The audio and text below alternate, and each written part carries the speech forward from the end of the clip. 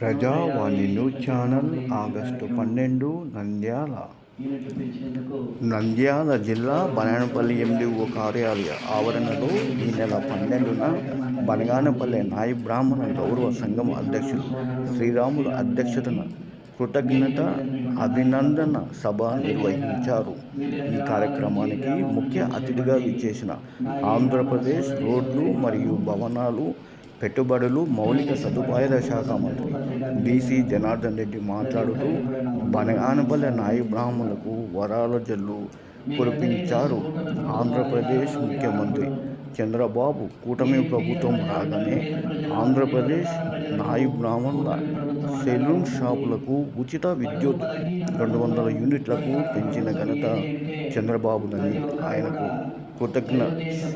ఆయన కృతజ్ఞ సభకు బనగానపల్లి నాయి బ్రాహ్మణులు విశేషంగా తరలి రావడము సంతోషదాయకమన్నారు. వారు కోరిన విధంగానే నాయి బ్రాహ్మణుల కాలనీలో కమ్యూనిటీ హాలు, రహదారులు, కాల్వలు మంజూరు చేస్తామని, నాయి బ్రాహ్మణుల కాలనీలో వెళుతున్న హై పవర్ విద్యుత్ కేబుల్ లైన్లు మారుస్తామని ఆయన హామీ ఇచ్చారు. అంతకుముందు మంత్రి బనగానపల్లి నాయి బ్రాహ్మణుల గౌరవ సంఘం అధ్యక్షులు శ్రీరాములు మరియు నాయి బ్రాహ్మణుల నాయకులతో కలిసి నాయి బ్రాహ్మణుల సెలూన్ షాపులకు 200 యూనిట్లు పెంచినందుకు కృతజ్ఞతగా ఆంధ్రప్రదేశ్ సీఎం చిత్రపటానికి వారు పాలాభిషేకం నిర్వహించారు. ఈ కార్యక్రమంలో బనగానపల్లి నాయి బ్రాహ్మణ నాయకులు శివయ్య, మధు, మల్లికార్జున తదితర నాయకులు హాజరయ్యారు.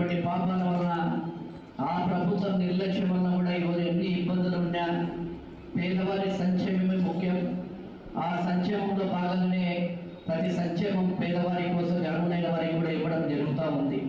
ఈరోజు మీకే తెలుసు, అన్ని కుటుంబాలలో అన్ని కులాలలో ఈరోజు చాలా మంది పేదవాళ్ళు ఉన్నటువంటి 3,000 4,000 చేయడం, దీపం పథకం ద్వారా వారికి సిలిండర్ ఇవ్వడం, తల్లికి వందనం ఆ రోజు పార్టీ ఏదైతే చెప్పిందో అన్ని వర్గాల ప్రజలకు అర్హులైనటువంటి వారికి ఈరోజు తల్లికి వందనం ఇంట్లో ఇద్దరుంటే 2, 3, 4 ఇవ్వడం జరిగింది. అన్నదాత సుఖీభవ. ఈరోజు అన్నదాత సుఖీభవలో కూడా ప్రభుత్వానికి భారం అయినప్పటికీ ఈరోజు ప్రతి కార్యక్రమాన్ని నెరవేరుస్తూ ఉన్నాం. రేపు ఆగస్టు 15వ తారీఖున మహిళా శక్తి కింద మహిళా సోదరిమణులన్నిటికీ కూడా ఉచిత బస్సు కార్యక్రమాలు. అంటే ప్రభుత్వం ఒక లక్ష్యంతో పనిచేస్తూ ఉంది.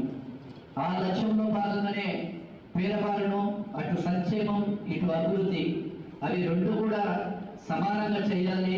ప్రతి కార్యక్రమం కూడా విజయంగా జరగాలి. పేద ప్రజలు ఆదుకోవాలి.